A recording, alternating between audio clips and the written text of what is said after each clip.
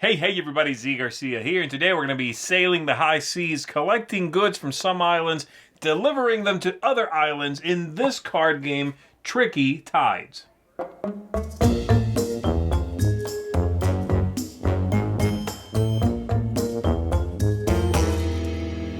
This card game is a combination of two core mechanisms. The first one, as I already talked about, pick up and deliver, in which you are picking up goods, delivering them to different islands that require those goods to complete orders and score victory points. Get gold out of those things. The other one is how you do much of that stuff, how you move around the map, and when you go in turn order, and that is trick taking.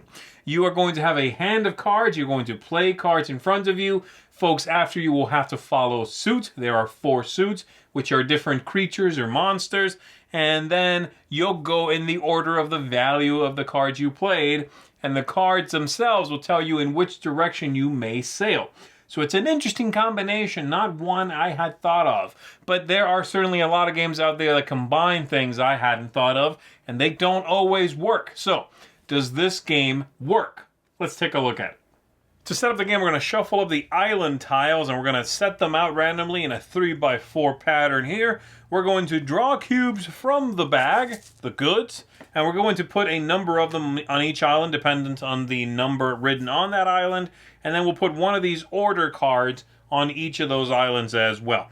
Here we're looking at what a game would look like set up with all 4 players, but if you're playing with fewer than that, then you simply don't add their ship to one of their 2 starting locations. The player gets to pick where they start, by the way. So we're going to remove one player, and the 2 possible islands they can begin on, in this case this one and this one, because that's where their color is, well, those would not get cubes, would not get orders, and instead simply show up face down. So these are empty sea locations. So we'll just remove those so I can focus on a 3-player game. Each player also has one of these ship boards that represents their ship and what they can hold in their cargo hold. We're going to have a start player token. Each player has one of these anchors, and then each player also gets one of these random monster sighting cards, which tell you on the front some extra bonus scoring you might qualify for, and on the back a little player aid. Now technically, something you see here is a variant, and that is the monsters. But I'm going to leave them in so I can explain what they do, and they feel pretty integral to the core of the game. There's one more variant that involves these cards. I'll talk about that one later, though. That's not in this overview. So, what are we doing in the game? Well, pretty simple. What you're doing is sailing around with your ship, collecting goods, putting them onto your cargo hold, and then fulfilling these orders for gold, for those victory points. The numbers written on them is how much gold they're worth, and at the end of the game, whoever has the most gold is going to be the winner of the game. So how do we sail? How do we collect things? Well, that's done with this deck here, and you're going to be playing tricks, as in a trick-taking game, with these cards in order to do all those things. These cards are going to show you a suit, and that's the animal of the suit. They give you a number as well, and in the center here, some directions are highlighted, and that denotes which ways the players can move. So that is what all of the cards will look like. So at the beginning of each of the 3 rounds in the game, we're going to shuffle up the deck, and everybody gets 8 cards. And then you are ready to begin, starting from the start player. So 6, 8 for this player here, 3, 6, 8 for this player, and 3, 6, 8 for this player. I'll set the other ones aside for now. So this player would take a look at their hand of cards here, and they would play whatever they want to. So they're going to play this one here. They have to make sure that the north on the card is facing correctly based on the board here. So they're going to play that. I'll just put it there for right now. And they call out the suit to the other players. So whale. And then the next player is going to follow suit if they can. They'll take a look at their hand, and they're going to play this card here, 3 in whale. And then lastly, this player would take a look at their hand, and they will play, they're going to play the 5 in whale. They'll play that one, 5. Now, we figure out who the winner of the round is. The very first thing that happens is we actually figure out who played the lowest card, and that player is going to get to activate the matching monster. But let me skip that for 1 second. The highest player, the one who won the trick in the suit led, in this case the 8, this would be the first player, second and third, okay? Well, they are going to get to activate their ship now, and the other players will follow suit based on their rankings. So this was the starting player, yellow, right here. The win rose in the center actually has every direction highlighted. I'm going to move this out of the way. So I get to take my ship and move it in any direction I want to. So I might go here, for example, and then I get to do one of two things. I can either collect goods or I can deliver goods. To collect goods, I'm going to pick any color I want on that island and take all of the cubes of that kind and load them onto my ship. So I might do these two here, which I believe are tobacco, if I'm not mistaken. I'm going to load that onto my ship and the little spots for it, and that's it for me. And the next player would go, which was this one who played the 5. They're going to move. We take a look at the 5 card. They can go in many directions, but not this way and not sideways. Maybe not a great play for them. Well, they're going to go over here, and they're going to load this gold. Gold is very valuable, so they're going to take that. And then lastly, this player would go, and they're going to move to this card, and they're also going to take a gold. And that's it. These cards are discarded. And then the player who won the trick there leads a new card. All right? However, as I said, the monsters are going to come into play, and before anyone moved or did anything else, the monsters would have taken a go, and whoever played the lowest card is going to get to move the monster for the suit. In this case, the whale, and this player played the lowest card, so they would take the whale. There it is. They can move it in any one of these directions around the island. They cannot go to open sea normally. If they do enter open sea, they'll just keep moving. And then they'll do whatever the whale's special ability is. Here, I'll show you this on the screen there so you kind of see what they do. But basically, it's manipulating the cubes on the board is largely what they do. The other option on your turn is not picking up goods, but rather delivering goods. And the way that works is if you end up on an island that requires an order and you already have that order, so let's say, I have these goods here and I also managed to pick up this along the way, well, I move on to this island, I can fulfill that order. It takes 4 of these and 1 of the blue cubes, and then I complete that. I'm going to take it, I'm going to add it to my score pile, and then we immediately replace that card. And notice that while we do replace the cards as they are taken, we do not replace the goods as they are taken. They will be taken away and only replenished before we start the second round in the game, the second full hand in the game. We continue playing cards until everyone has played 6. The last 2 do not get played. Then at that point, we are going to replenish the islands up to their numbers, and we are going to continue playing the game. And your final scoring is going to be based on these values. That's how much gold you're getting. Every 1 gold you've got left on your ship is worth a point. And be aware that there are conversion rates written right on the ship. So for example, 3 of these white cubes, that can also be a gold. And you could even spend 3 white to take a cube of any color, or to represent a cube of any color for an order you are completing. 3 white, 3 black, 2 blue, 2 red, and a gold are all 1 of anything. And that is true at the end of the game as well. So you'll get points for that, your orders, and then lastly, for the monster card, your monster sightings. In this case, I've got here a whale and an octopus. Well, I'm going to get a bonus 3 points for the whale, a bonus 2 points for the octopus there. And that's your final score. Whoever got the highest score is, of course, the winner of the game. A couple of other small things. Everyone has 1 of these anchor tokens. 1 time in the game, you can spend your anchor token to not move. Let's say I ended up on this island, as you saw earlier, and I picked up some of those black cubes. Well, my very next action, I actually want to stay there because the card I want is actually right there. I'd rather not move, but you are forced to if you can. Unless, of course, I spend my anchor. and I say, great, I'm taking an action, but I'm not moving before I do so. I'm just going to cash that in. That's what they do. The other variant are these cards here.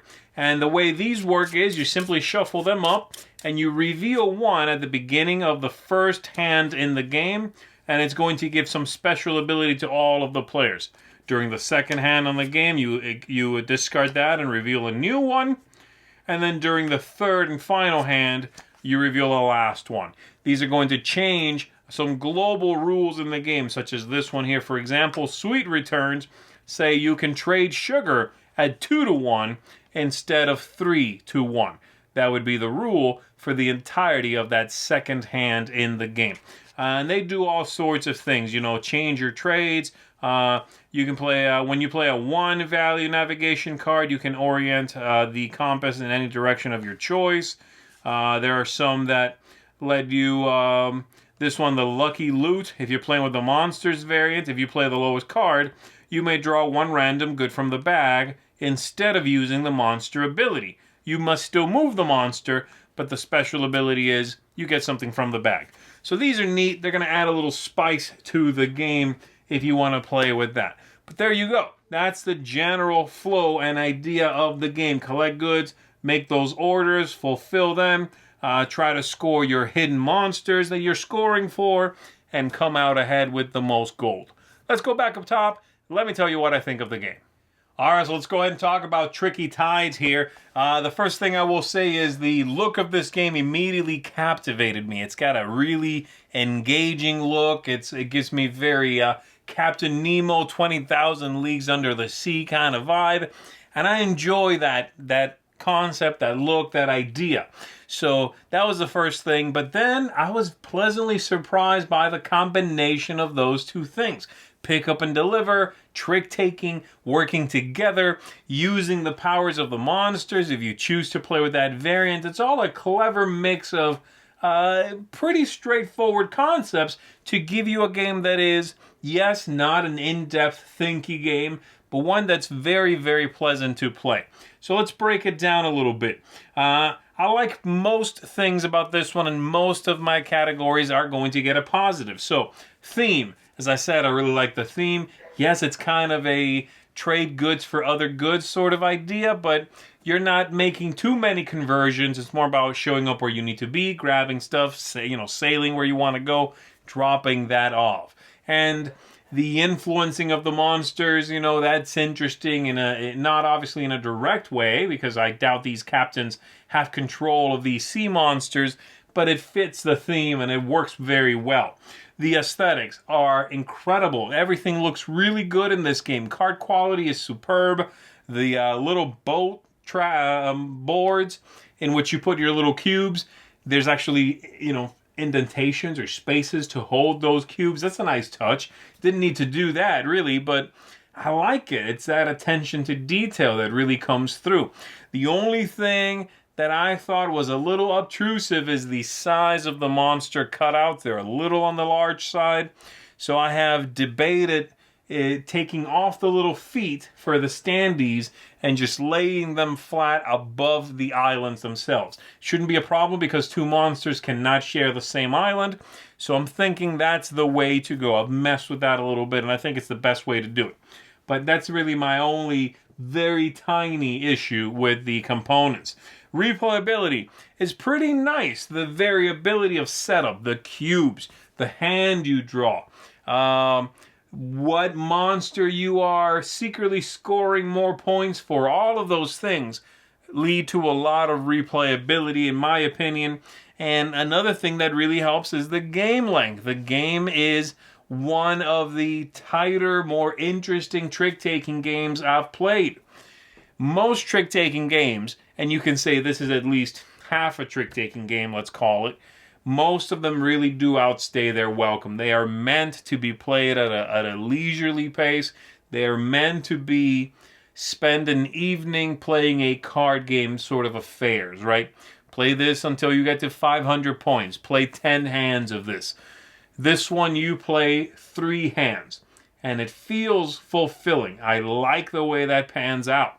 So I enjoy the game length here a lot. It's really very well done.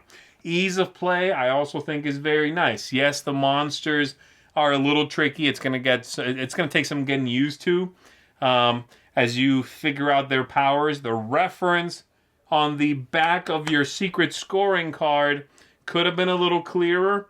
Like the shark, for example, says it eats one of the cubes. But it does not say on the reference card that eating a cube means you get it. It says that in the rule book. But again, I'm nitpicking here.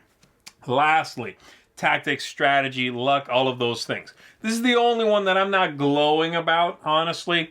And there's one main reason for that. I don't think those secret scoring cards pan out very well, especially with fewer players. The problem being, they have 3 points and 2 points and 1 point for cards you are collecting, the orders you are filling if they show that monster. So let's say the one I really want to gather because I get 3 points for each, those are the shark cards. Well, there might not be that many shark cards that come out. They might come out in the wrong place. Someone over here might have shark as their second best thing, and they're happy to scoop that up too. While their first thing, the octopus, let's say, is everywhere. So they're coming out, So that's not doesn't feel balanced, I guess. And again, that problem is even more prevalent with fewer players where not all 4 of them are in play, not those 4 scoring cards. So that's really my main issue. However, at the end of the day, I don't think anyone is playing this because of the absolute and mind-blowing strategic depth that is apparent in the game. It's a fairly light card-driven game with, yes, some luck and some pretty straightforward picking up cubes and playing tricks, right? For that, and in the right setting, I really enjoy this. I think it is just a very charming little game. Great look, great theme, very well put together. I like the 2 variants included in the game. That's one of those things that is always very touch and go for me. When a game has a couple of variants included in the box, it's really rare that I'll like both. Never mind maybe one, So very happy with that. So overall, as you can see, I am quite content with this game.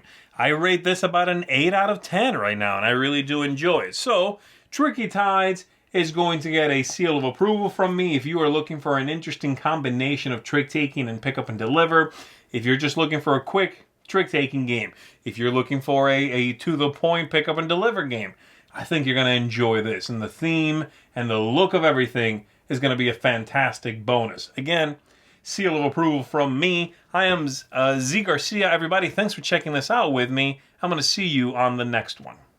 Thanks so much for watching the Dice Tower videos. Find more great videos and reviews as well as our top-rated audio podcast at Dicetower.com.